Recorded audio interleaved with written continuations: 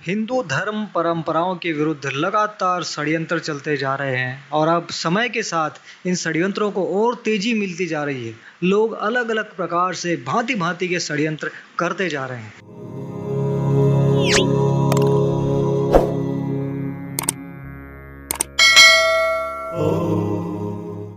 नमस्कार दोस्तों, प्रसारक समिति के YouTube चैनल में आप सभी का स्वागत है। आप सभी को बताना चाहेंगे कि इस नवरात्र के दौरान ऐसी बहुत सी अप्रिय घटनाएं हुई हैं जो आपको विचार करने पर मजबूर कर देंगी कि क्या वास्तव में हम भारत में ही हैं या फिर हम कहीं पाकिस्तान में आ गए हैं। देश के अनेकों हिस्सों में नवरात्र मनाने पर पाबंदी लगाई गई। अभी से दीपावली पर भी पाबंदी लगाई जा चुकी है। दिल्ली में तो पुलिस वालों ने कालका मंदिर में भक्तों के साथ में बर्बरता की। बंगाल में माता के पंडाल को चप्पल जूतों से सजाकर बुरी तरह अपमानित किया गया। इसके अलावा भी देश के अनेकों हिस्सों से ऐसी अप्रिय घटनाएं हमने सुनी है। खैर, आज हम बात करेंगे रावण के पुतले दहन पर विरोध की। हमारे देश में ऐसे भी अनेकों लोग हैं जो राक्षसों को अपना बाप बताने में खुशी महसूस करते हैं। आपने महिषासुर का बारे में तो बहुत बार सुना होगा कि किस प्रकार ये नवरात्र का पावन पर्व आते ही ये कुकुरमुत्ते उठ खड़े होते हैं और नवरात्र का विरोध करने लगते हैं, माता को लेकर अभद्र टिप्पणियां करते हैं और महिषासुर को अपना बाप बताने पर तुल जाते हैं। खैर, इन लोगों पर ज़्यादा बात करना बेकार होगा क्योंकि महिषासुर यानी एक ऐसा राक्षस जो भैंसे के रूप में है, यानी इसको अपना बाप मानने वाले पशु समान ही हुए, तो इनके लिए ज़्यादा बात करना समय की बर्बादी ही होगी। खैर, अब बात आती है रावण की। तो अनेकों लोग रावण को भी अपना पूर्वज, अपना आइडल बता रहे हैं और उसमें कुछ नामधारी ब्राह्मण और ब्राह्मण संगठन भी हैं। इनका कहना है कि रावण एक अत्यंत प्रकांड विद्वान ब्राह्मण था और उसका पुतला नहीं जलाया जाना चाहिए। और पुतले जलाने का विरोध केवल ब्राह्मण संगठन ही नहीं बल्कि भीमसेना ने भी इसकी मांग की थी और उन्होंने कहा था कि रावण जलाने वालों के खिलाफ SC ST एक्ट के तहत कार्रवाई होनी चाहिए। अब ये तो एक बड़ी अजीब सी बात है कि भीमसेना वालों को इस बात से दिक्कत हो रही है कि किसी ब्राह्मण का पुतला जलाया जा रहा है। ऐसे निकृष्ट दर्जे के अनेकों लोग हैं जो इनको कि होलिका के दहन पर भी दिक्कत होती है, जिन्हें महिषासुर के मर्दन पर भी दिक्कत होती है और जिन्हें रावण के पुतले जलाने पर भी दिक्कत होती है।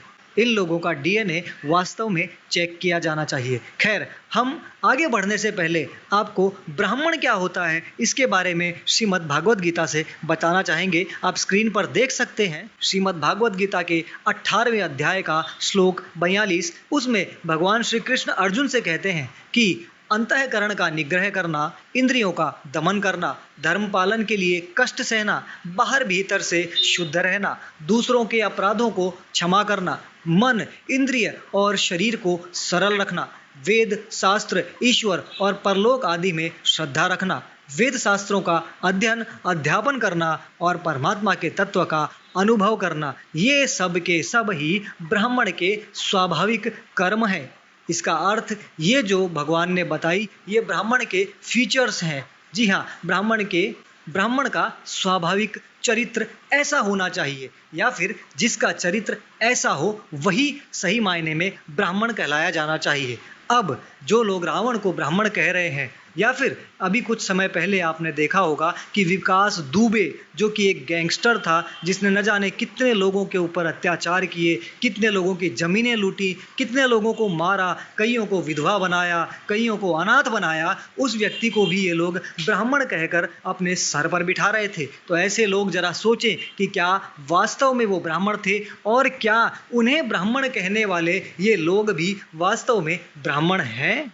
अब बात करते हैं रावण की। तो विजयादशमी के दौरान यह सभी को ध्यान में रखना चाहिए कि भगवान श्री राम ने किसी ऐसे रावण का वध नहीं किया था जो कि विद्वान था, शास्त्रों का ज्ञाता था और अपने राज्य की भलाई के बारे में सोचता था। प्रभु श्री राम ने ऐसे रावण का वध किया था जो स्त्रियों का सम्मान नहीं करता था, उनके साथ दुर्व्यवहार करता था और बलपूर्वक अपनी बात मनवाता था। आजकल रावण को अच्छा साबित करने के लिए उसके गलत पक्षों को सही बताकर पेश किया जा रहा है। हाँ, रावण रचित शिव तांडव हम आज भी गाते हैं। जिसका अर्थ यह हुआ कि बुरे से बुरे व्यक्ति ने भी अगर कोई अच्छा काम कर दिया तो उस अच्छे को याद रखा जाता है, लेकिन उसे अपने कर्मों का फल अवश्य मिलता है। रावण के संगीत ज्ञान की प्रशंसा चल रही है, चलनी भी चाहिए, लेकिन एक नैरेटिव भी साथ में चल रहा है कि रावण ने सीता के साथ कोई दुर्व्यवहार नहीं किया, बलपूर्वक उसके साथ कोई व्यवहार नहीं किया। तो हम पूछना चाहेंगे कि क्या रावण ने अपहरण करते समय माता सीता पर अपने बल का प्रयोग नहीं किया था? लंकापति का इतिहास वाल्मीकि रामायण का ही एक अंश से पता चलता है, जो महर्षि वाल्मीकि द्वारा रचित है और जिसे राम कथा का मूल माना जाता है। आपके समक्ष स्क्रीन पर रामायण के वाल्मीकि रामायण के कुछ श्लोक हैं, जिनसे ये पता चलता है कि रावण को नल कुबेर कौन?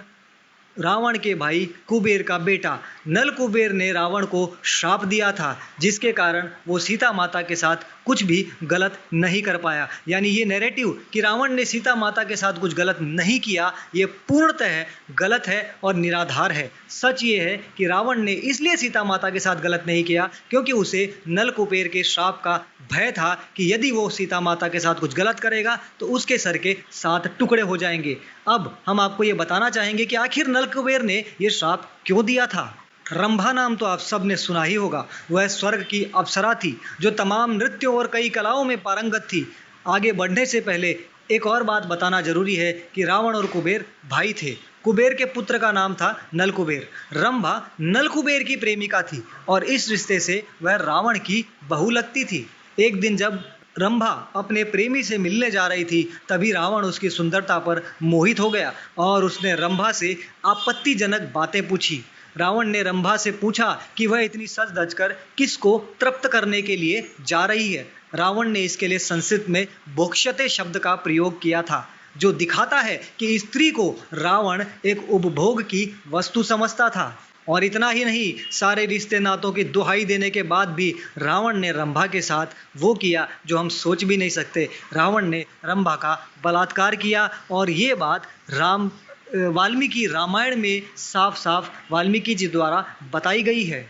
और इसी के पश्चात नल कुबेर ने क्रोधित होकर रावण को श्राप दिया था कि यदि किसी अन्य स्त्री के साथ वो इस प्रकार की हरकत करेगा तो उसके मस्तक के 7 टुकड़े हो जाएंगे। अब आप जरा सोचिए कि क्या ऐसे नराधम को, ऐसे नीच व्यक्ति को ब्राह्मण बोलकर उसका सम्मान करना उचित है? माना रावण प्रकांड विद्वान था, बहुत बड़ा ब्राह्मण था, लेकिन अगर वो सही था तो प्रभु श्री राम ने उसे क्यों मारा? प्रभु श्री राम ने उसका वध क्यों किया? प्रभु श्री राम ने उसके पूरे वंश का नाश क्यों किया? यदि रावण इतना ही सही था तो प्रभु श्री राम को ये नहीं करना चाहिए था। आज यदि हम इस बात का विरोध करते हैं कि रावण का पुतला दहन नहीं किया जाना चाहिए और रावण का अपमान नहीं किया जाना चाहिए, तो आने वाले समय में लोग प्रभु श्री राम को गलत ठहराएंगे कि प्रभु श्री राम ने उस महान विद्वान, उस प्रकांड विद्वान, उस इतने बड़े ब्राह्मण का वध क्यों किया। वाल्मीकि रामायण के अनुसार सीता हरण के समय रावण ने खुद अपने मुंह से कहा था कि किस तरह से उसने इधर उधर की काफ़ी सारी स्त्रियों का अपहरण कर उन्हें लंका में लाकर रखा है। इस प्रकार की हरकतें मुगलों ने की थी। आपने मुगलों का हरम में हिंदू महिलाओं को ले जाकर रखना तो सुना ही होगा। क्या आप अब भी इस रावण को, जिसकी हरकतें उस समय मुगलों की तरह थी, उस व्यक्ति को आप ब्राह्मण कहेंगे? क्या उसे आप अपना आइडल, अपना पूर्वज कहना पसंद करेंगे? नहीं, लेकिन ये कुछ नामधारी ब्राह्मण उसे अपना पूर्वज बता रहे हैं और रावण के पुतले दहन को, जी हाँ, ये पुतला दहन एक प्रतीक है, बुराई के दहन का प्रतीक, उसके पुतले दहन को ये लोग रावण का अपमान बता रहे हैं। शर्म आती है इन लोगों की सोच पर। और यदि रावण इतना ही बड़ा ब्राह्मण था तो उसने ये इतने कुकृत्य क्यों किए? और अगर ये गलत है कि उसने ये कुकृत्य नहीं किए तो सिद्ध करके बताएं कि रावण ने ये कुकृत्य नहीं किए थे। सभी सच्चे ब्राह्मणों से ये निवेदन है कि इस प्रकार के दोगले कालनेमियों का विरोध करें, वरना आने वाले समय में हमारे सारे शास्त्रों को उलट पुलट दिया जाएगा और आने वाले समय में रावण को एक महात्मा और प्रभु श्री राम को एक हत्यारे के रूप में प्रदर्शित कर दिया जाएगा। हमारे संत समाज और सच्चे ब्राह्मणों को ऐसे धूर्त कालनेमी संगठनों का और कालनेमियों का विरोध करना चाहिए, इनके विरुद्ध कार्यवाही करवानी चाहिए, ताकि इस प्रकार हमारे धर्म को लेकर गलतफहमियां समाज में ना फैलाई जाए, जिससे कि हमारा आने वाला कल दूषित हो और राम की जगह रावण की पूजा होने लग जाए। जय श्री राम, वंदे मातरम, भारत माता की जय। जय हिंदू राष्ट्र।